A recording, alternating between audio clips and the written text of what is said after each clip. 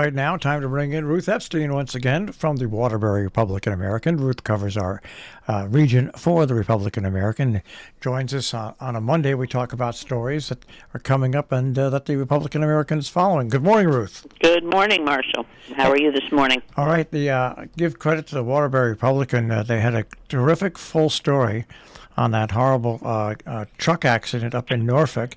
And what I want to say about this story is that when you put a story together like that and you put it up and people take the time to read it, you see how incredibly important and valuable and honor the people who operate in our fire departments, how well trained they are, how organized they are to handle something that significant.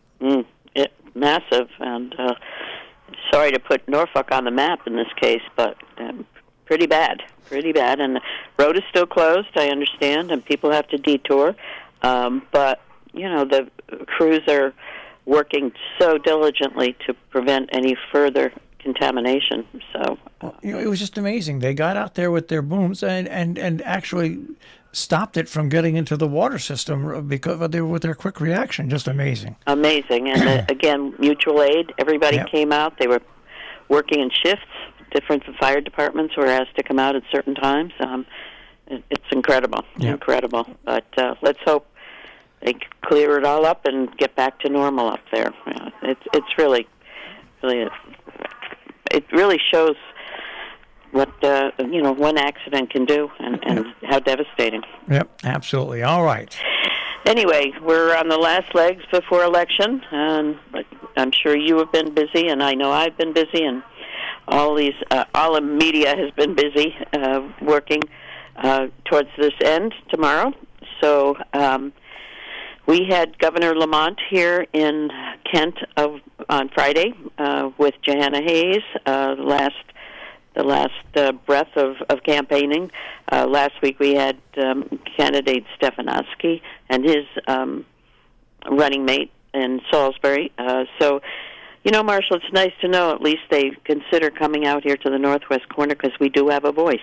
Yeah, and I finished up my last two interviews with Maria Horn, of course, running for re-election in the 64th, and with the Republican candidate who's running to replace the 30th District Senatorial District. Mm-hmm. So that wrapped up.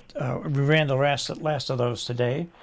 Okay, so now we wait till tomorrow, and Maria has opened her headquarters at Ian Ingersoll's Furniture Gallery in West Cornwall on the river, and so she and her crews will be there, and she's running against Chris DuPont from Goshen, and Eva Bermudez Zimmerman is a Democrat running against Steve Harding for the 30th District, which are the ones that affect most of our towns here in the northwest corner.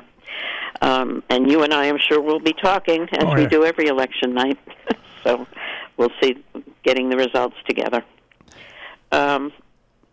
We've had a lot of nice things going on. We had the Calico Fair up in Canaan this weekend, and lots of activity there at the Pilgrim House. And what's nice about that is that all the proceeds benefit the Fishes and Loaves food pantry. Yeah, they had that big cupcake. And the cupcake challenge, and that looked pretty good. And so, as I said, holiday season is upon us. That really started off sort of the Thanksgiving Day feast, and then we'll be starting with the Christmas fairs and stuff-a-trucks and Santa funds before we know it, even though it is 70-some degrees out there today. Yeah, it's pretty amazing. Wild. So it was the Region 1 has a Board of Education meeting tonight. Right. They have Canaan already did its selectmen's meeting last week, Charlie told me, Charlie Proddy, the first selectman, so because of the town hall being set up for elections, so they went early. Salisbury Board of Selectmen is tonight, and Thursday night's that important meeting at Sharon on the Comcast, 6 o'clock at the school. This is to vote on whether to spend some town money to put fiber optic lines on 28 miles of road in the town. And as we said before, if this goes through, it's really a first for the state. We'll see what happens. When I was talking with Marie Horn, I said I don't normally get behind her, but I really think that because they've done such a thorough job, that the cost of Sharon supplying just about every home and business in Sharon with high-speed internet service coming in at $1.6, I think, $million, as compared to starting your own company, that would be $12 million, plus you'd have to hire a full staff and stuff like this. And for them to get Comcast to come to the table and say, we'll pay for half of it, and that now even Frontier is trying to get in on it. Yeah, I think if this that was funny. Yeah. If this plan passes, I think other towns will do it, and I think it'll become known as the Sharon Plan. And I think the task force should be commended for the great job that they did. Absolutely. They really are in the forefront, no doubt about it. But in talking with some of the officials, they're not sure it'll pass, of course. You know, there are differing views, and we'll certainly find out. Also that day, earlier, we're starting the Veterans Day programs, and Salisbury Central will have its on Thursday at 2 o'clock, where they invite all the veterans in, and the kids really show their appreciation to the veterans, local veterans. And on Friday, the Kent veterans will be honored with a ceremony and then a luncheon at St. Andrew's Church, which is always so nice. And Saturday, Cornwall Library is having a literary event with a talk about Georgia O'Keeffe at 4 p.m. And on Sunday, we have the Housatonic Athletic Hall of Fame, which is always a really fabulous event in which they honor old, I don't want to say old, athletes who have left their mark at the high school. It's always a very touching ceremony and really a nice thing to attend.